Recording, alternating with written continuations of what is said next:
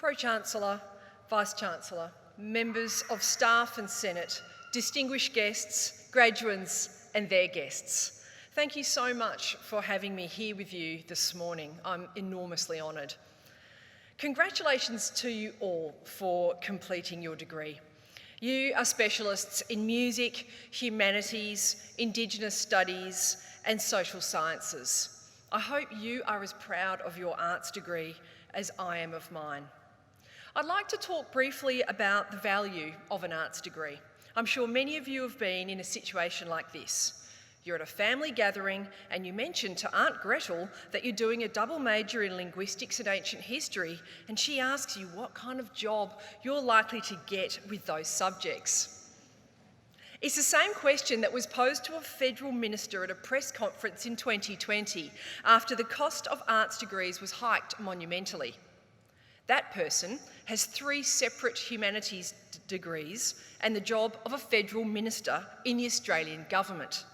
It may not be a job you are aiming for, but it's undeniably a role offering the potential, at least, to make change.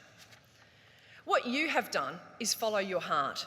You have pursued deeper learning in an area that fascinates you and in which you have natural talents, even if you may doubt those talents at times. Remember that self-doubt is always suggestive of a great mind. The possibilities available to you now are almost endless. Yours are unquestionably subjects and fields of great import. No one would ever suggest that Shakespeare should have stayed in bed rather than conjure works for the Globe Theatre, or that Mozart shouldn't have bothered tinkering on the piano. Never doubt the value of your own curiosity. My time at UWA was wonderfully rich and long.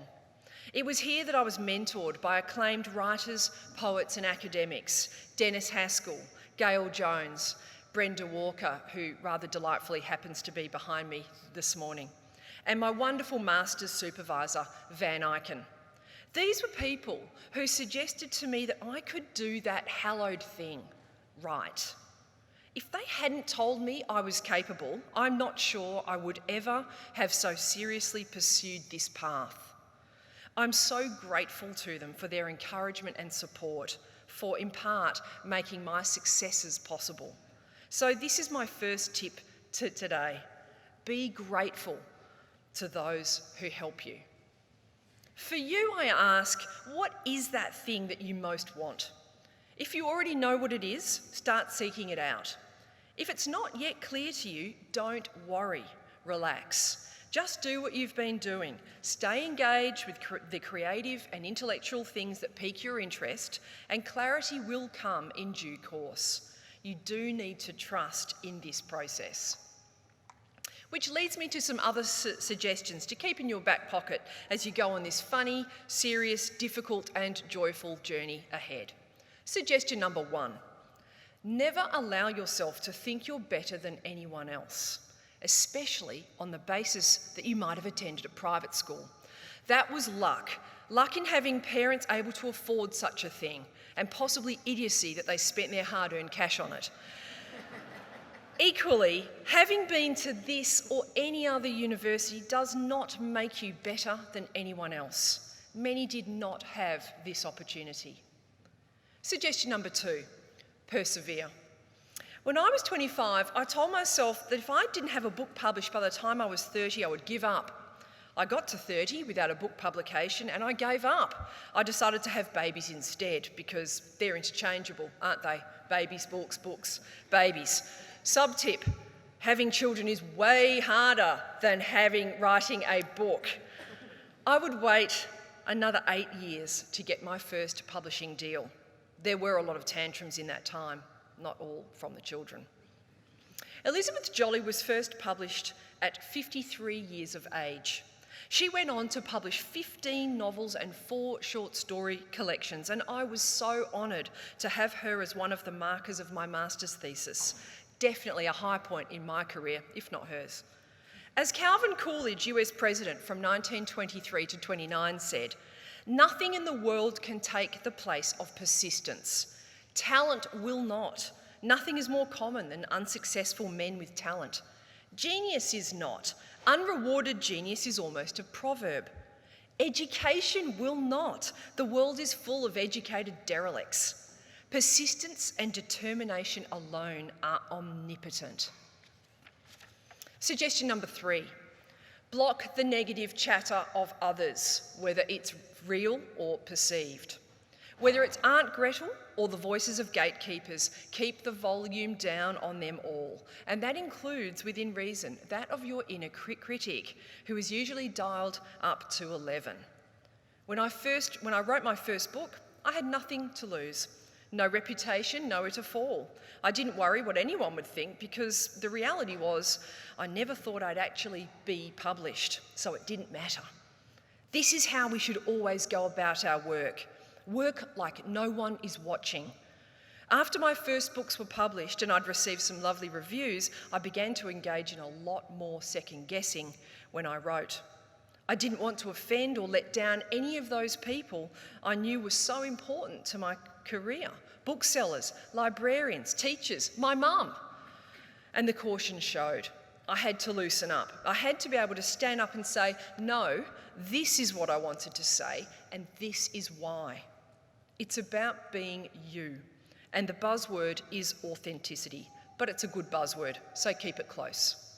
Jeanette Winterson, English author and poet who was raised in a house with no books, said, "You can't worry about what anyone else thinks.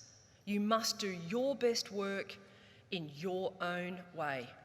And that way, you are doing honest work." Suggestion number 4, take small steps. Be patient.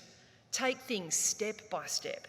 Break things down into small tasks. These are things that writers learn very early on in the piece. Tell anyone they have to write an 80,000-word manuscript and they're going straight back to bed with a hot water bottle. But break that down and tell them they have to write 1,000 words a day today, and well, maybe they'll put on their slippers and give it a crack. Because 1,000 words is an achievable goal, they'll probably do it. Which means that the next day when you say to them, "Good morning, here's your coffee, now you know what you need to do, that's right, another 1,000 words," they might nod and say, "Yeah, I did that yesterday, I can do that again." By the end of that week, that writer who began the week with a blank page nursing a hot water bottle has 5,000 shiny new words towards their book. And you do the maths. After a month of that relatively small daily task of writing 1,000 words, that writer will have about 20 to 30,000 words down. And 4 months later, give or take a bit, allowing for sick days, book reading and other forms of procrastination, they will have a first draft of an 80,000-word novel. This is why the wonderful US author Anne Lamott called her writing memoir Bird by Bird. She took the phrase from a childhood memory of something her father said.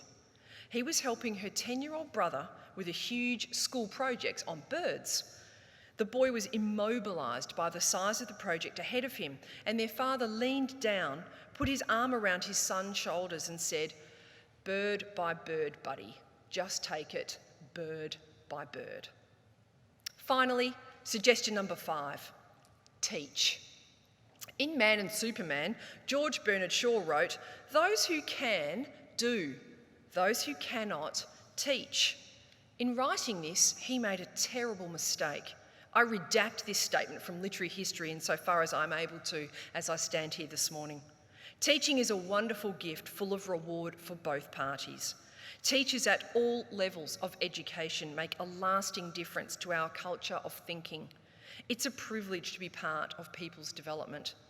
Teachers are the beginning of a journey of enlightenment. They can spark the joy of learning, the ability to question. As someone who both does and teaches, I can attest to the wonder of working with young, lithe minds. And let's face it, we all become increasingly relevant with the birth of each new generation. So what better legacy to leave than inspired, motivated, and empowered thinkers? So, to wrap up, do whatever you wish with these tips. If they speak to you, take them with you. But if they don't resonate, emphatically chuck them in the bin and forge your own path, as that is always the right way. Congratulations to you all. Go and have a great life.